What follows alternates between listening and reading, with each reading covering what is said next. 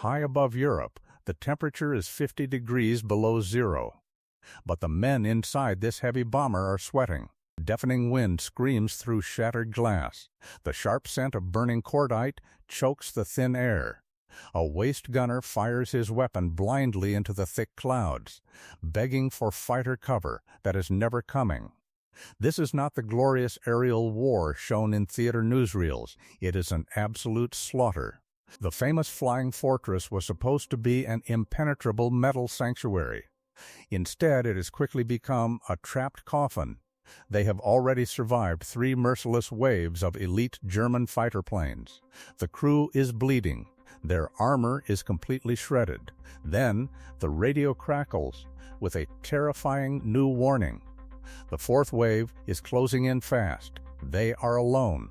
The sky was suddenly very empty. Just minutes ago, the reassuring silhouettes of American P-47 fighters flanked them. But the escorts had hit their absolute fuel limit. One by one, they banked hard and disappeared back toward England. The bomber crew watched their only lifeline vanish into the distance. Silence fell over the intercom.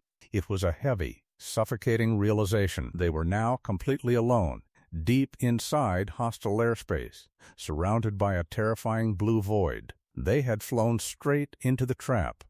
Deep below, unseen eyes were already tracking their isolated path. The navigator stared at his instrument panel, his blood running cold. A massive swarm of German Bf-109s was rapidly breaking through the cloud cover. The hunt had begun.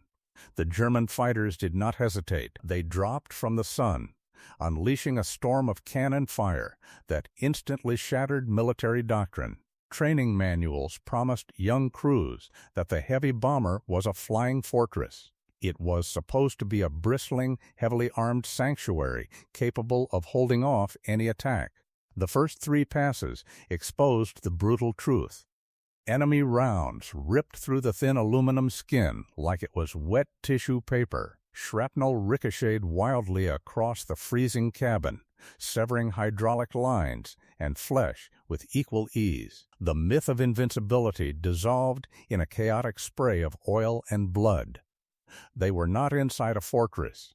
They were trapped inside a fragile, flying coffin. And as the battered plane groaned under the relentless assault, something else began to fail. Jagged holes tore through the fuselage, welcoming a new enemy inside. The brutal European winter. Instantly, cabin temperatures plummeted to 50 degrees below zero. Frost crept across shattered instruments. Then, the oxygen lines began to freeze solid. The men were suffocating in the dangerously thin air. Survival demanded an impossible choice. Keep their thick, clumsy gloves on and die gasping, or tear them off to operate the jammed machine guns with bare, freezing skin. They chose the guns. Flesh peeled away on the freezing metal triggers. They had to keep shooting. Because the nightmare was escalating, the Luftwaffe was no longer taking turns. The 6th and 7th waves struck simultaneously from opposite directions. The battered plane was caught in a deadly crossfire, and the ammunition belts were running terrifyingly dry. The guns clicked empty, a sickening, hollow sound. The last belt of ammunition was gone. 2 engines choked, violently shaking the dying bomber. The Luftwaffe commanders were tired of the games. This crippled American ship simply refused to fall. They sent their absolute best to finish the execution. A seasoned German ace banked his fighter, lining up for the 9th and final wave. He did not fire from a distance. He flew straight through the smoke, closing the gap until the giant bomber filled his entire windshield. He pulled in, so impossibly close that the bleeding American gunners could actually see his eyes through the canopy. The hunter and the hunted locked stares at 200 miles an hour. He slowly reached for his weapons. The slaughter was finally here. The German fighter suddenly banked away, vanishing into the clouds. The deafening roar of cannon fire was replaced by a terrifying, heavy silence. The 9th wave was over, but the nightmare had only evolved. They were no longer a combat aircraft. They were a ghost ship bleeding altitude. The violently shaking bomber was plummeting out of the sky, dragged down by the dead weight of ruined engines. Below them lay the gray, unforgiving expanse of the English Channel. It was a freezing, watery grave waiting to swallow the crippled machine whole. Ditching the plane in those brutal waters meant certain death for the wounded crew.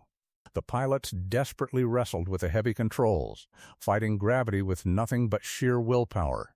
Mathematics dictated that they could never reach the distant coast. Yet, the jagged horizon slowly revealed a final, impossible test. The wheels slammed onto the English runway. Mechanics rushed the tarmac, stopping in absolute disbelief. They stared at a mangled skeleton of shredded aluminum and exposed wires. Engineering logic dictated this machine had died hours ago over Europe. It mathematically should never have made it home. The boys climbing out were physically alive, hailed as a celebrated miracle. But miracles always demand a heavy payment. They left the stained fuselage behind, yet they would never truly escape it.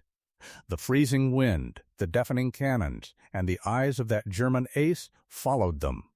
They survived the deadly skies, but the real casualty remained entirely invisible. Because when you walk away from an impossible death, what part of you stays behind?